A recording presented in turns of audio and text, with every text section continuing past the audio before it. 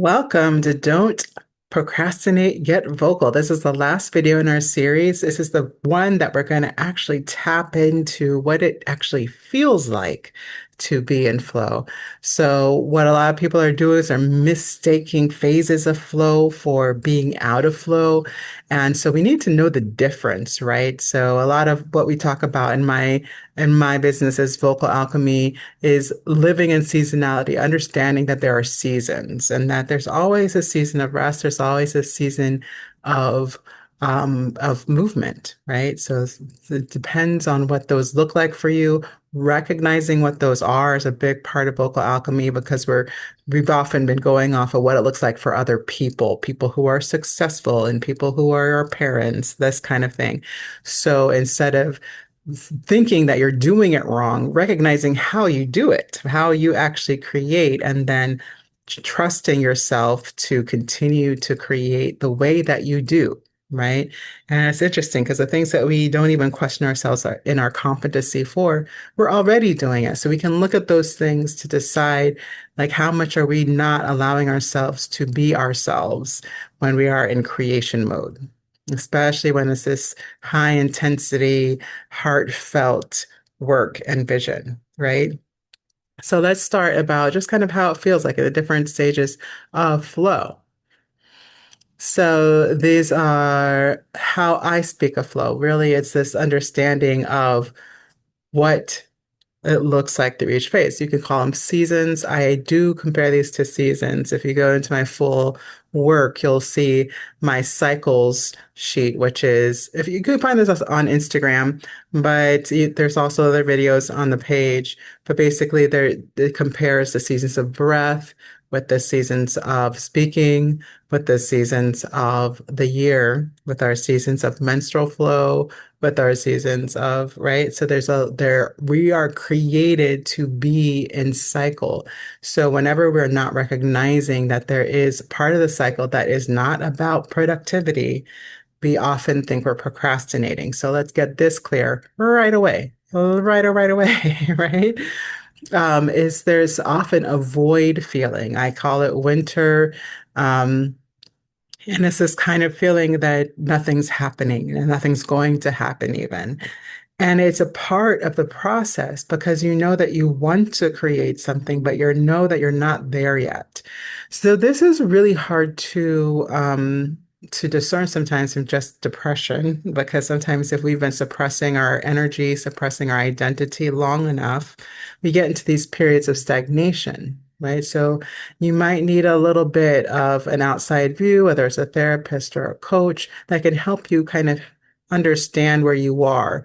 And whenever you're in kind of a depression mode, that's a lack of energy. So a lot of times what I'll do and with my clients is make sure we're pouring energy back into themselves in the day, finding more times during the day to pour in energy so that they eventually start wanting to do more.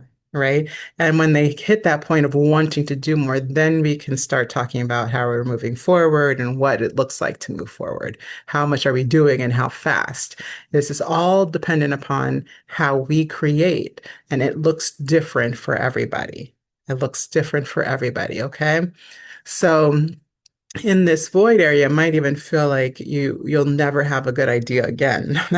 That's totally okay. And the more we embrace the season, the more that we get a powerful next season, essentially, because they're all meant to feed each other. So in the winter season, it's all about receiving. It's about restoring. It's about getting into that warm, cozy flow, maybe even eating, maybe even getting energy into you. Let it be inward. And even non-action, sitting down doing nothing. Meditation is great, meditating on what you want, right?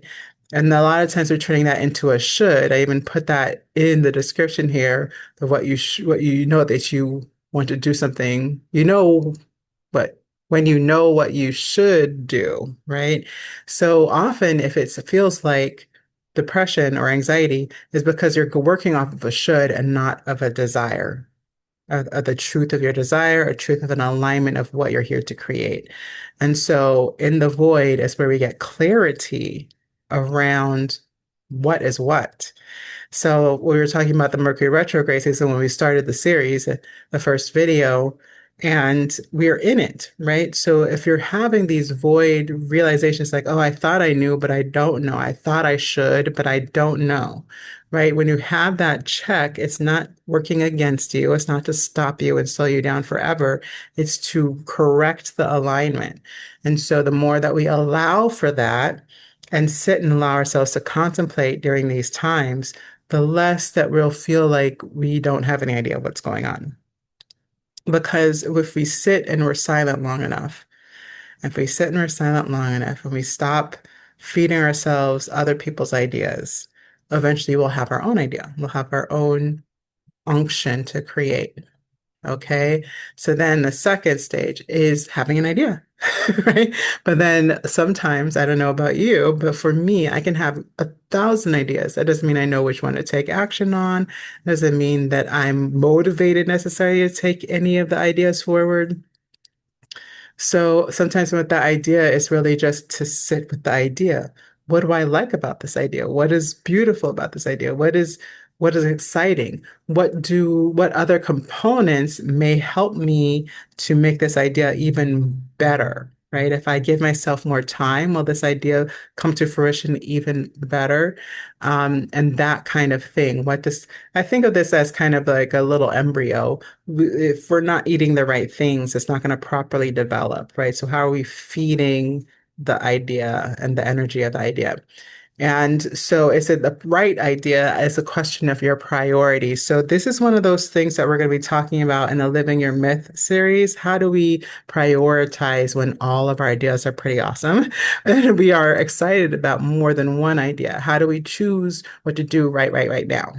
Right. And there's always kind of the exciting things and there's kind of the chop wood, carry water, right? Things that you're just like, okay, if I do this, then I'll be better set up to do the idea, right? Not all of us love the chop wood, carry water. Some of us love it. Some of us love to clean, right? But not all of us do. And for those who don't, when is it time to just stop and like kind of reset, clean up, make an open space so that you can feel open in your ideas and your brain and your process? Is that the priority or is doing the work the priority? Some of us procrastinate by cleaning. Some of us cleaning is a step to the idea, right? And it depends on you. This is very much about knowing yourself and what's happening when you choose certain things, right?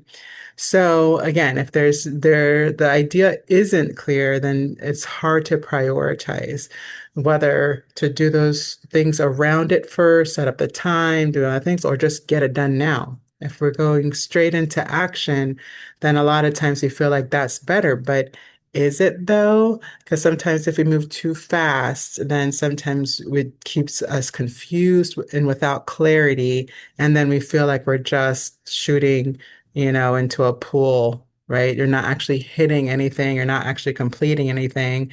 You're just doing little things here and there. When your idea is fully understood, then it's prioritized within that understanding.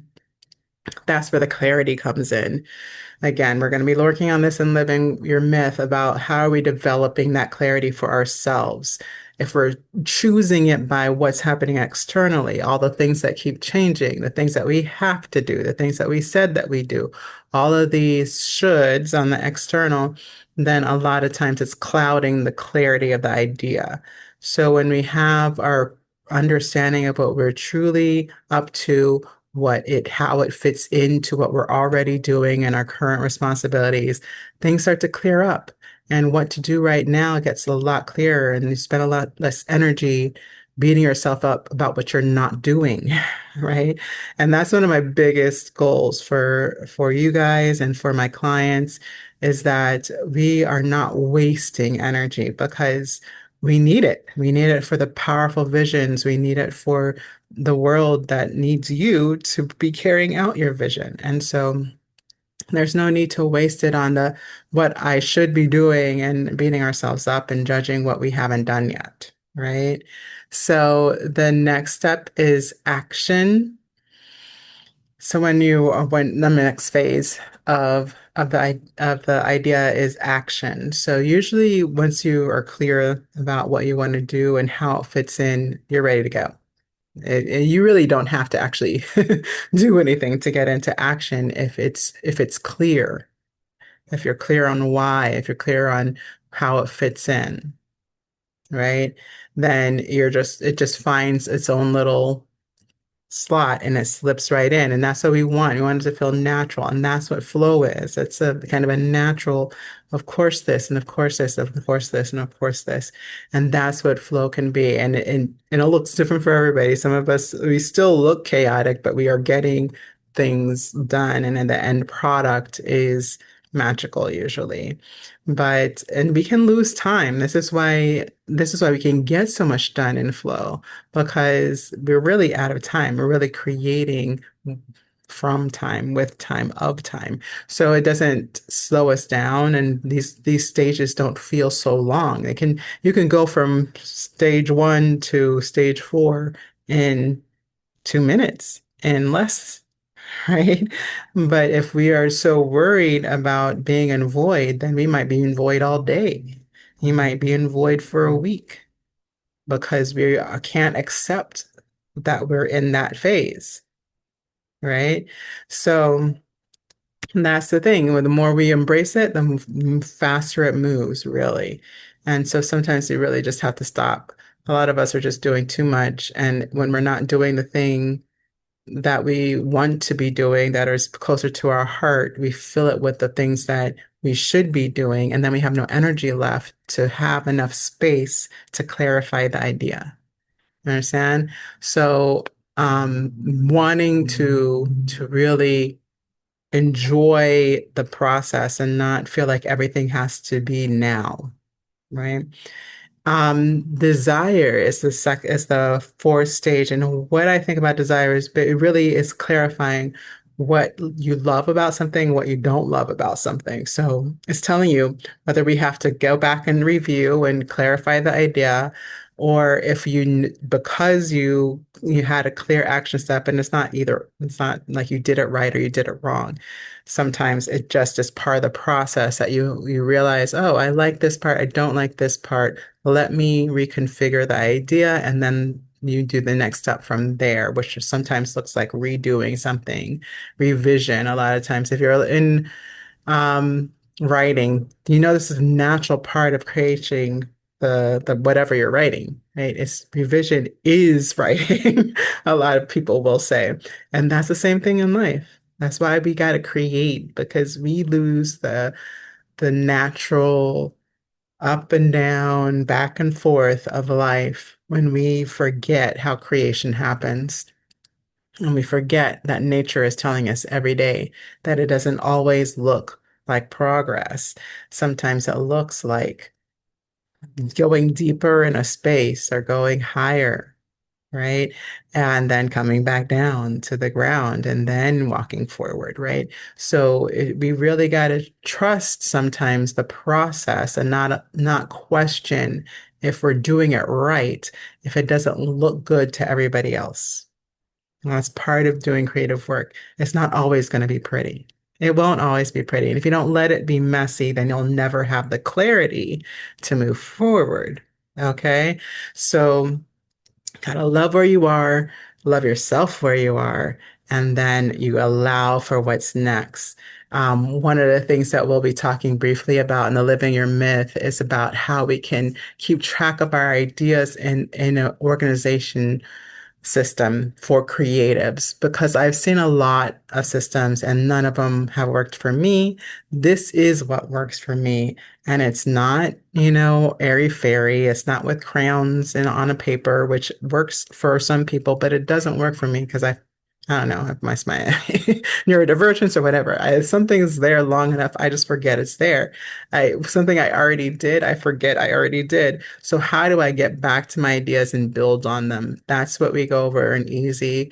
We'll talk a little bit about it in the Living Your Myth as part of one of the workshops. So we'll have a series of workshops that help us to cultivate the understanding that we're talking about here and what it looks like to be in flow. Okay. And then what we want to also do is like if we're really stagnant, we want to understand how do we find our seed. So even in the void, if we're not getting any new ideas, sometimes we just have to go deeper into ourselves and find out what shifts us into what gives us the spark that allows the idea to magnetize to ourselves, to our brain, to our understanding. And whenever we are reevaluating and revising, we want to get back to the spark and we want to be able to allow it to speak to us into the clarity of how to move forward. Okay. So this is part of how different people, or maybe it's the same people, maybe at different times, right? Get motivated and find that spark within that will attract the next right step and the next right idea, all those kinds of things. Okay. So the first one is protect. A lot of my people are protectors. They want to protect people from having bad experiences in relationships or having bad experiences in their health. And so sometimes it's about them having to speak up to help people to not have to go through those things, right? So if you're in flow, a lot of times it's that you have an inner nature that is just gonna get up and want to do something when something needs to be done. So sometimes it's like, what do you want to protect? What is deep in your heart that you want to protect? And it might give you this spark, right? For me, like that's protecting people's creativity, protecting people's unique ways of creating, protecting identity, really, and allowing people to be who they actually are, regardless of whatever everybody else thinks it should be, or how they should look, or how they should act. I want people to understand how they do what they do is perfect for them if it's creative for them. And which is why I'm also always going to go back to do more creative acts because it's going to teach you how you create, literally, how you make something from nothing. Okay. Insight. Some of us are those deep thinkers. We maybe have some insights that get even more clear when we're maybe learning something from somebody else, reading a new book, or just meditating or just having a download, right? Some of us are getting those intuitively. And that understanding is the spark. And like what, and this is something that gets lost with a lot of our some of us are lifelong learners and we love to learn and we'd rather learn than do most things. But we can lose energy if we're learning constantly without sharing. This is something I learned a while back. Luckily, when I was a little younger, it was my sharing was vocal, it was singing. I was an opera singer. So or I am an opera singer. And so when I was on stage and I was sharing music, that was my sharing. So I didn't feel like I needed to do anything else. When I left school and I was still working on getting into certain, shows, auditioning, all that kind of thing, then there would be these periods of not singing for or with other people. And whoa, whoa, whoa.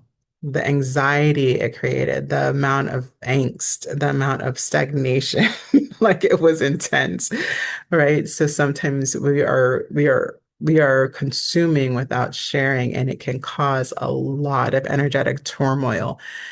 So sometimes we think the problem is we don't have any ideas, and the problem is we have too many. We haven't had enough of them move out and serve, right? And not everybody serves in the same way. It could be serving your family, it could be serving your job, it could be serving, right? So it's not necessarily that just because you're not doing it in this unique way that is hopefully your next step in leadership for your new leadership era, um, it doesn't have to look exactly like that. we are always serving. If we're here, you're breathing, you're serving. Okay. So it's not about doing something new. It's about recognizing how what you know is serving. Right. So there's that part. If some of us are big supporters, some of us really want to be there.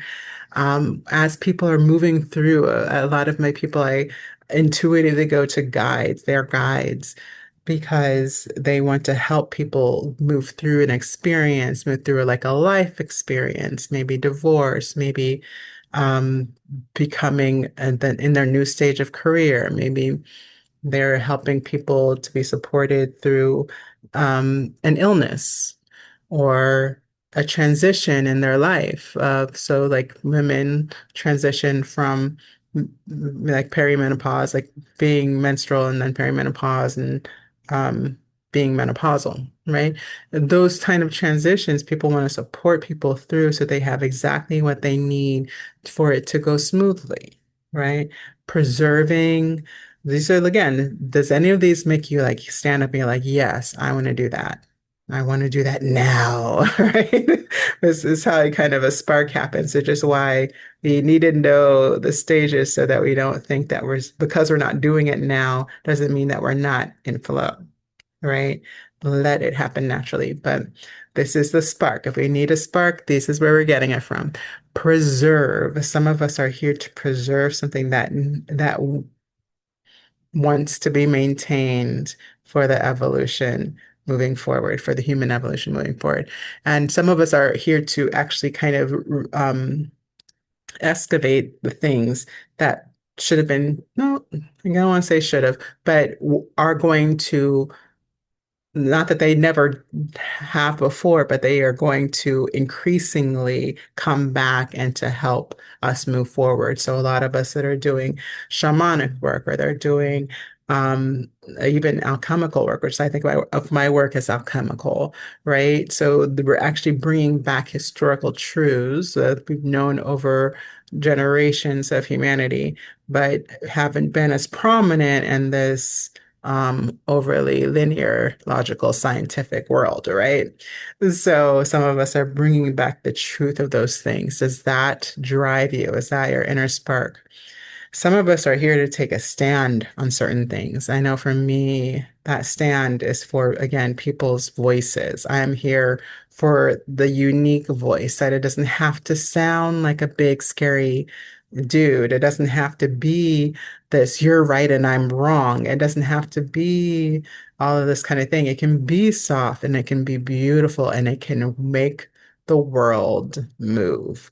And that I want us to understand that those are not, you know, they can't, those are not so two things that are opposites in that way. They are equally impactful. You know, quiet has moved mountains. Non-doing has moved mountains, right? So um, of, of human consciousness and beyond, right? So it's not about necessarily doing more. It's more about allowing ourselves to do it as we do so it can create those echoes and create its own momentum. And that's again why we're going to be moving into living your myth because it's about you and how you do it and the mystical things that happen when you are wholly yourself in alignment and flow. So that is what we're moving towards in our era for this our transformational leaders out here. Now, there is a difference. There's a difference between a reason and excuse. I do feel like this is important to bring up because, again, a lot of people are telling stories as an excuse, whether that be astrology. Just because you have certain aspects of your character doesn't mean that we cannot do things. Again, there's a new kind of movement of saying I can do hard things, right? And because somebody is like, oh no, not doing anything that doesn't feel good or anything like that, right? Where we're not trying to completely avoid things that are hard. We're trying to help ourselves to feel confident even when it's is hard. This is what I call increasing capacity. And we'll talk about that more in Living Your Myth. So that's coming up on the 3rd. You'll see that tomorrow. Actually, you'll see the beginning of that and what we'll be covering tomorrow. Should be exciting. I hope that you'll be joining us. So, yeah, and so that's the thing. So, what is the difference? Let's talk about that. A reason is an inner truth of you, how you are best supported. And if that requires time, if that requires rest, if that requires um, tools, right? Not external tools, but maybe self-development or getting support. So sometimes that means I'm going to get a coach first, or I'm going to get right. But if I'm always hesitant to say like anything external, we really want to double check that that's not an excuse because often it is. A lot of us have have been told that we need other people and other things all the time. And while we all need each other, we don't need each other all the time. And any introvert can tell you that, right? Like there are times when it's time to just go as far as you can by yourself. And often that is the assignment. If the person hasn't shown up yet, if you don't know who you need next, then usually that means you want to go as far as you can by yourself so that you can be ready for what's next. Okay. And this is something I've learned again, having an operatic career. It's really easy to think, oh, I'm just going to have to wait until somebody notices me, this kind of thing. And it's just not the case, especially in any creative, artistic voyage, and especially for anything visionary, anything innovative. You got to do it first. If you're waiting on people when you're not doing, then that's not going to help because people aren't going to just jump on something brand new if there's no impetus. And you start that as the leader. That's why we're growing your leadership capacity because that is the job. That is the job. An excuse is a story that involves anybody else. Okay. So an excuse is a story that involves anybody else or anything. And as this is part of the work too, is just recognizing the truth of our own experience and our own vibrational experience so that we're not using others as that template. But yes, this pretty much anything that you have to tell a story about. It's like, well, I am an Aries, so I need it, like all the things that if we have to tell a whole story, then it's not a reason. It's an excuse, right? And so if it's just the truth, so how do I know what the truth is? It's a desire. It's usually anchored in how I really feel, right? Well, is because the same thing can be an excuse or a reason, right? Oh, I don't feel good right now, so I'm not going to really do this. That could be an excuse. Or I don't feel good right now. I think I'm gonna take a nap first, or maybe let me get a glass of water, have at least a couple, maybe even 4 cups of water, and then come back to this. Maybe give myself 10, 15 minutes to rehydrate, at least 10, 15 minutes, right? It really takes 24 hours, but you know what I'm saying. Just give yourself some time to reset. That isn't an excuse. That's recognizing what you need for what's next.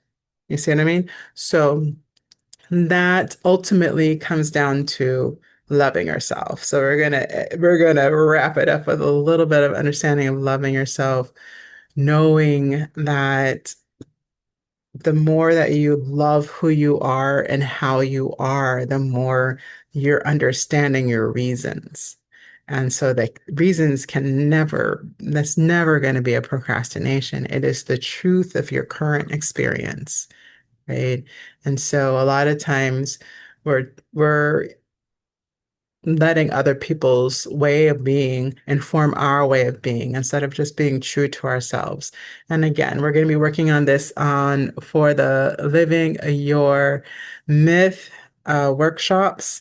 And it is a pretty in-depth workshop. We're going to be getting some real stuff done. So we're going to be covering Some aspects that aren't being talked about so much nowadays are just not sexy enough for a lot of people.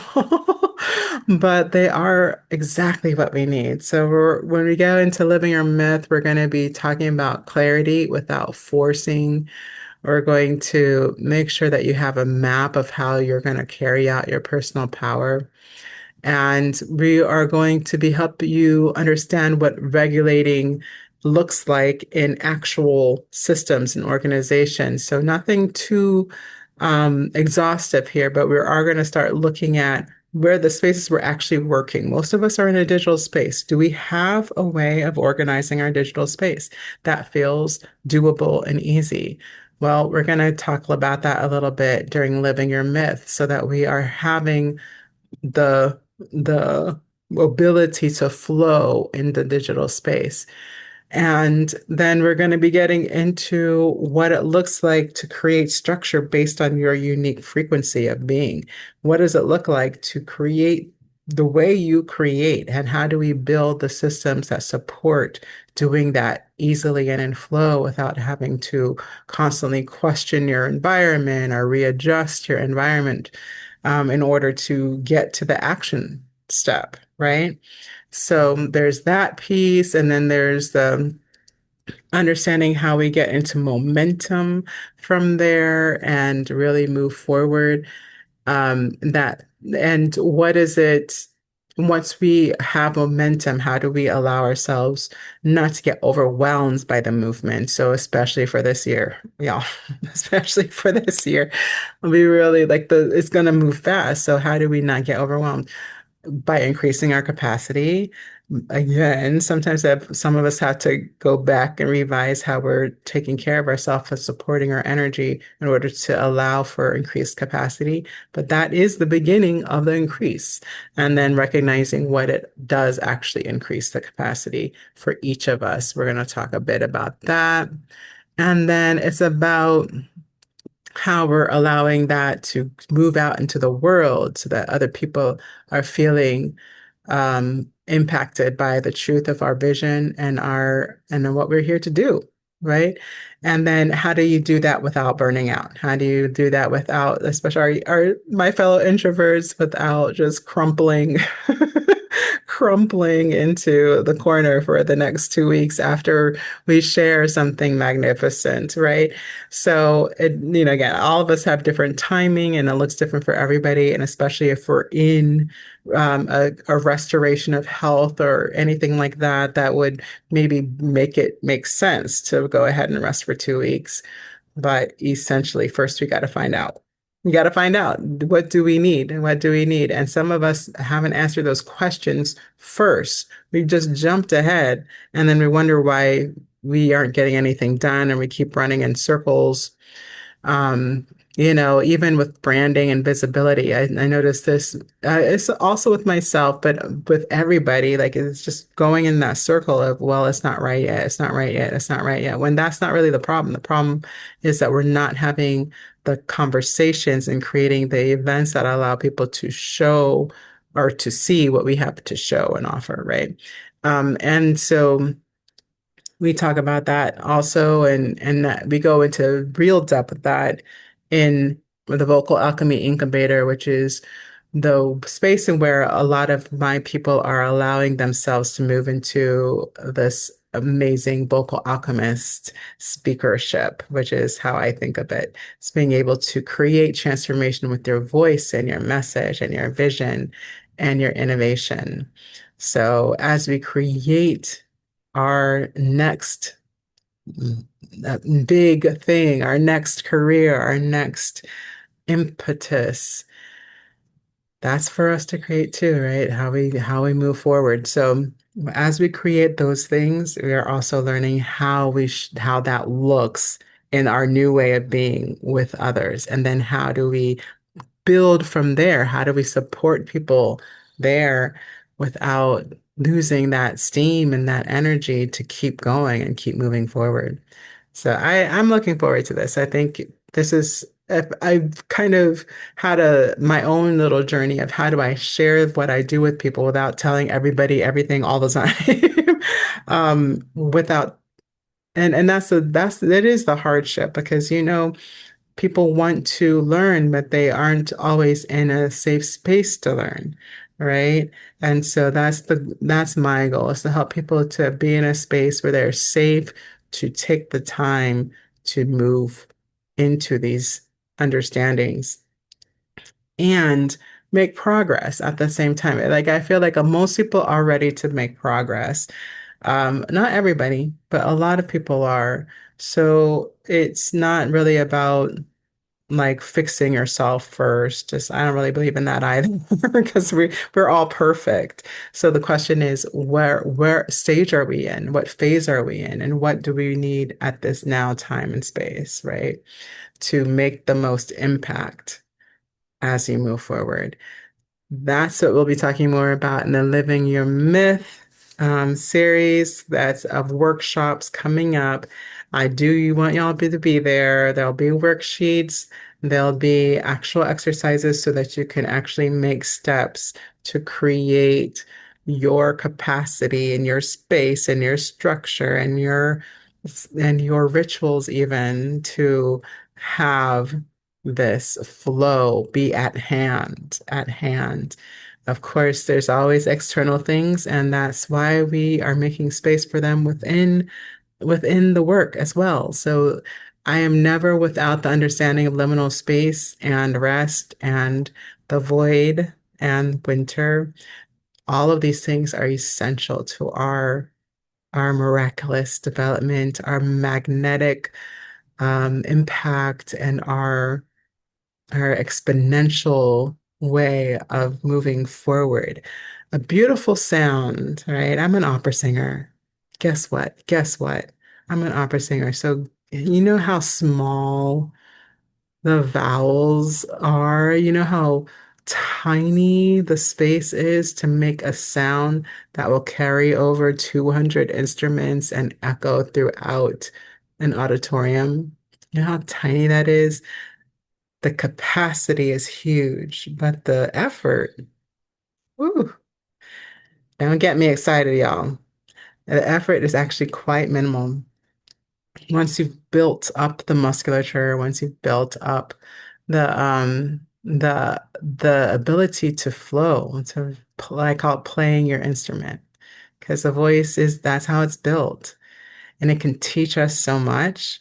That's what I'm here for, is to help you understand your voice in a way that can teach you how to play your instrument. Your body is your instrument. That's true for singers. That is also true for transformational leaders. So I will expect to see you on March 3rd as you move into living your myth. Have them. Oh, yes. Again, if you are ready to go right now, there are going to be links below. You can get started with me, and then the new link for Living Your Myth will be available soon as well. Alrighty. See you then.